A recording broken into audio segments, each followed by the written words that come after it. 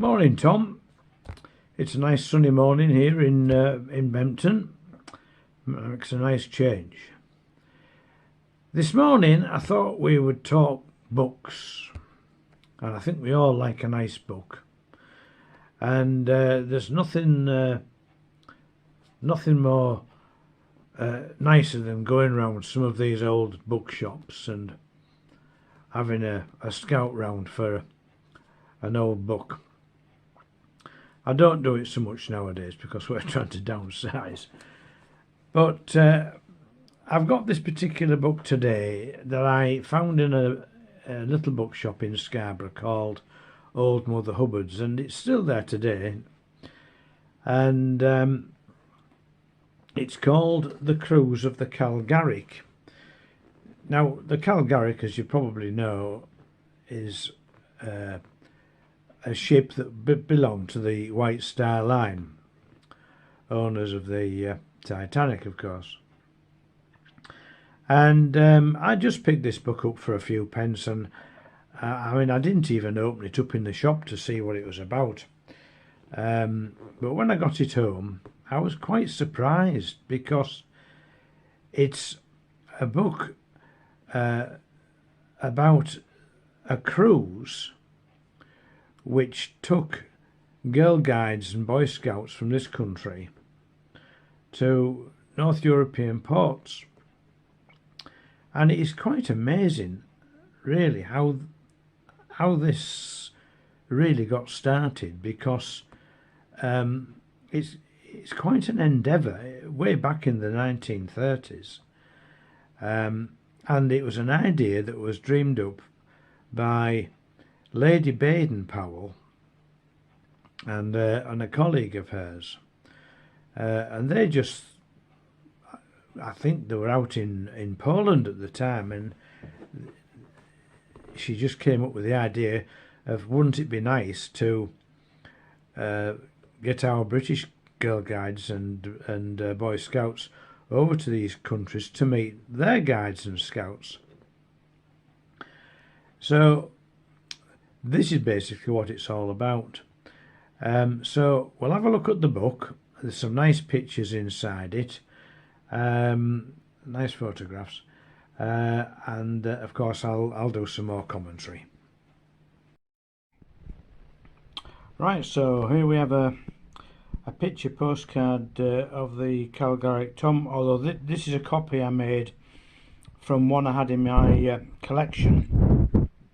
The original photograph will probably have been in black and white anyway, but that was missing in the book when I bought it.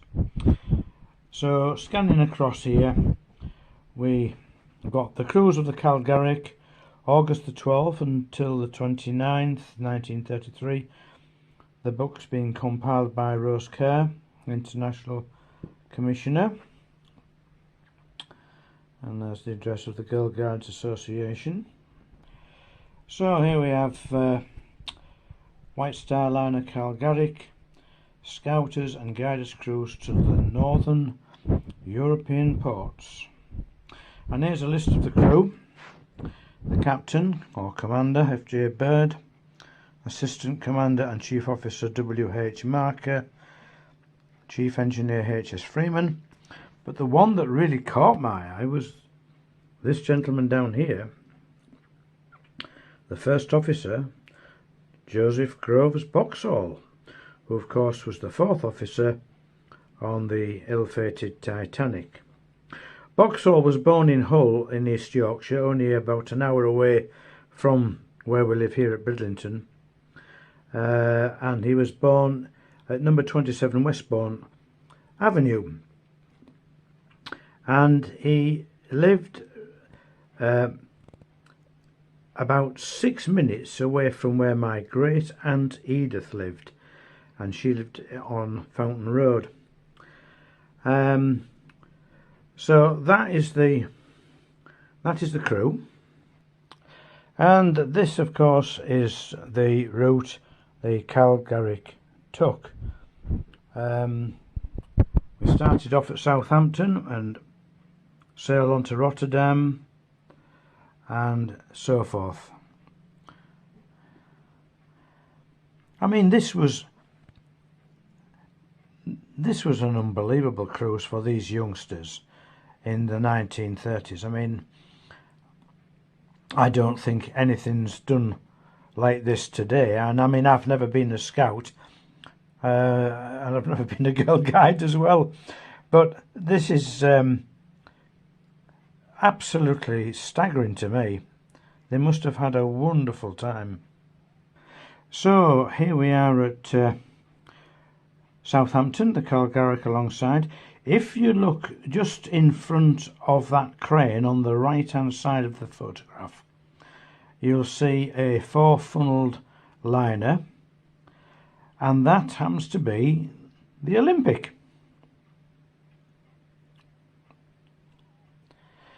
So we'll go through the rest of the book and look at a few more photographs. This is a nice one, I think. The Girl Guides all sat around waiting to get on board the ship, and some of them are looking a little bit fed up of being sat around, I think, by the look of the poses you've got there. But this looks like we're getting on board, the send-off, and you can quite clearly see the White Star boarding platform there with the White Star Line letters on it. And then we go across to here, where we have a picture of Baden Powell and his family and the captain, and a very valuable member of the passengers, the cruise photographer. So this is Bon Voyage. They're on their way. Little tugboat there just nudging her out, and they're on the way to what must have been a wonderful adventure. Just a few pictures here taken at Rotterdam and The Hague.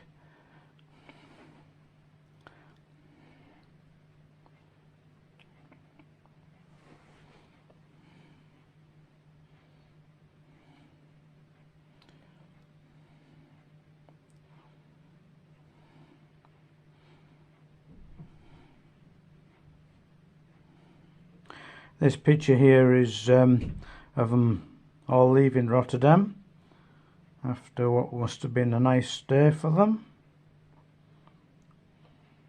A couple of pictures on board the ship's bathing pool.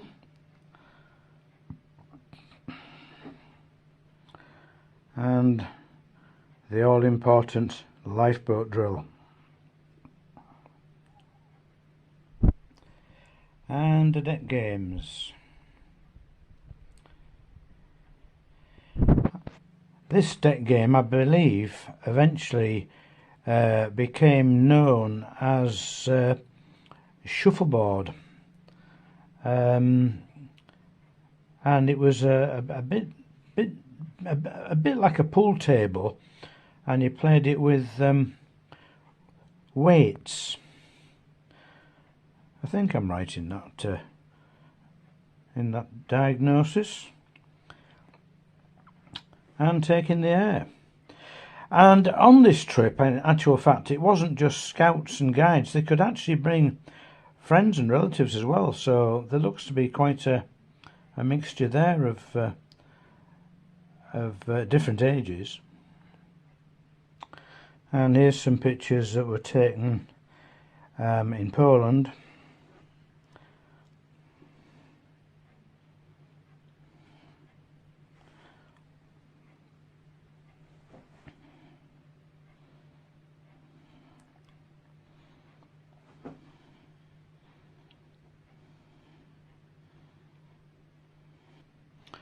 So here's a nice picture of the rally at Helsinki in Finland. I won't go right through the book because it would take too long really, and there's a lot of pictures to cover, but it gives you an idea of the places they covered, you know, and how far they sort of travelled really. When But all this is Helsinki Harbour, of course.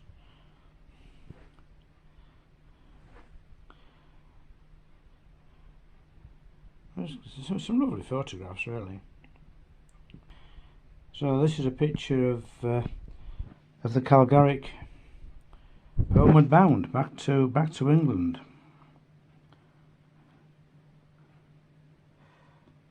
After a successful tour. So we'll finish off this part with the abstract of the log. They start off from Southampton to Rotterdam, because it gives you all the miles that they covered. It is an incredible, the planning must have been unbelievable to get this right for all those youngsters. I think it's a courageous achievement, I really do. And there we are, a total of 3,424 miles. So that's the end of the cruise of the Calgaric. But not quite. And I'll tell you for why. Well, Tom, they've had the Calgaric cruise, but, and as I say, it wasn't the end of it, because it was such a success. They decided to go for another cruise the following year in 1934, and I've just got a note here. They approached the White Star Line about another ship, and this particular cruise was going to go to the Mediterranean, but they were going to go aboard the SS Adriatic, and this again was an unbelievable success. And I'm just going to read you some notes that I found on the Adriatic, and I actually didn't realise this. Being an avid Titanic enthusiast for all these years, I didn't realise this, but the Adriatic, in actual fact, it actually brought back Titanic survivors, and I didn't know this. I feel ashamed of myself, really. But she brought back Titanic survivors, including Bruce Ismay, the chairman, and Milvine Nadine, who of course was the youngest passenger on board. The Adriatic returned to the Liverpool run, and she sailed from Liverpool on April the 18th and arrived in New York on April the 27th to pick people up. So this was the next cruise for the guides and scouts to the Mediterranean on the RMS Adriatic. So I'm just going to show you a few pictures. I haven't got the book. There was a completely different book written about this, similar to the one that we've just had about the Calgaric, but I haven't got the Adriatic book. But I've got some paperwork here that has got a few photos on, so we'll have a look at those. And also a bit of a surprise that I found in my collection, which is, as you know, has now gone to auction, which I'll show you in a minute. So here we have a poster of the second Scouters and Guiders cruise. As you can see, there's the price on the right hand side. Look, 19 guineas, and oh, it's £865 in today's terms. 19 guineas, 19 £19, 19 shillings. Nearly £20 is £865. Good Lord.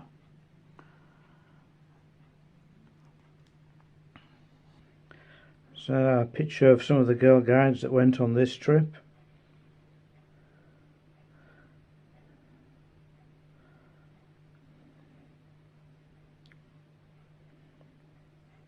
So there's the man himself, Baden-Powell. These cruises were actually called peace cruises, which I think is a nice term. So there we are. We now know how much fun these people must have had.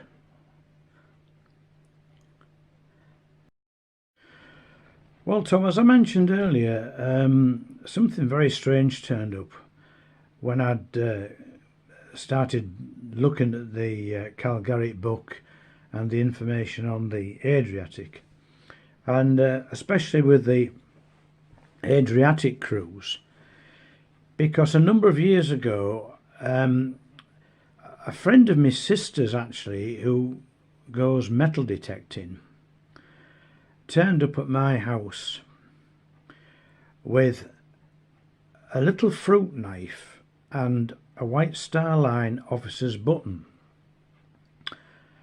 I'll get these pictures out to show you. It just astounds me how coincidences happen, really, because this little fruit knife is engraved on one side RMS Adriatic, and then on the other side, which unfortunately I can't show you on the photograph because these photographs were taken prior to me sending them off to auction, and I only photographed the RMS Adriatic bit. But on the other side it says was presented by Lady Baden-Powell, 1934. Now the person that she presented it to, their names aren't on, so I can only presume that they sort of produce these little fruit knives, little pen knives, to hand out to scouts and guides that went on these cruises. And along with that, he found a White Star Line officer's button, tunic button. But the strange thing about it all is he found these literally half a mile from my house, and I find that quite unbelievable. So there we are, Tom.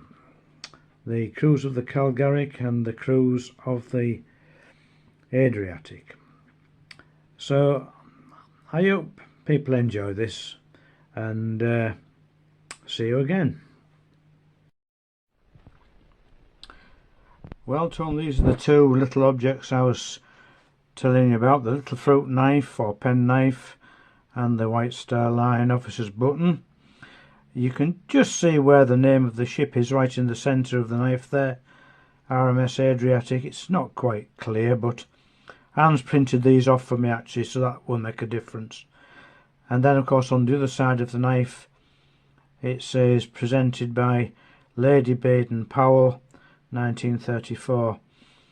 The White Star Line button has actually held up pretty well, considering it's been stuck in a field for goodness knows how long. So there we are. That completes the story of the Calgaric and Adriatic. It just amazes me how these two objects have found their way literally half a mile from where I live. It's astounding. But I love stories like this, and I like to share them. Okay, bye for now. And I think you'll agree that this was a phenomenal undertaking by these girl guides and scouts. I don't see too many scouts in the photographs, but then they the photographer was a female. Not too sure whether there were that many scouts on board, but this was an epic undertaking, and you know, the organisation, as Chris mentioned, to get such a trip underway in 1933, it's just amazing. I mean, this is a top-class cruise for those days. So this is the epic Calgaric and Adriatic Scouts and Girl Guides cruise of the northern European ports, and I've called it a Baltic cruise. And it departed on the 12th of August from Southampton, and it arrived back in Liverpool on the 29th of August 1933, and the distance covered, as Chris told us, was 3,424 miles, and a similar trip undertaken the next year by the Scouts and Guides around the Mediterranean on the Adriatic cost 19 guineas or 685 pounds in today's money, and that was actually cheap. So here's the passenger list. Girl guiding in the 1930s and 40s and 50s was very, very strong in Ireland, particularly in Northern Ireland. So here's the passengers list, and I'm not surprised that these folks attended. This doesn't tell you the names of the youngsters that were on board, but it tells you the names of the Irish ranks. I'm not particularly surprised, because there would be an Irish contingent and a strong Northern Ireland contingent going over for a trip like this. Passenger list, and I'll not read it all down. You can see the names for yourself. There's Redmond, Bamford, Clark, Cochrane, Johnston, McClackery, McConnell, McLean, different spelling to my name.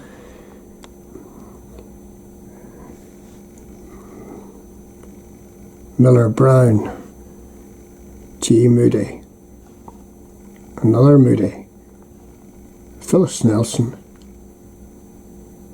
Nicholson is down at the bottom, and most of these ladies here were not married. They're all single ladies. So, if anybody has any connection to any of these travellers, intrepid travellers, please get in touch. Could be one of your grandmothers or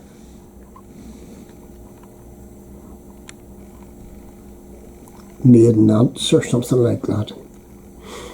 And I thank Chris once again for delivering these videos to me, and all I do is put them together and I reap the benefits. I think we all reap the benefits. So thanks, Chris, again for your enormous amount of work getting this all together.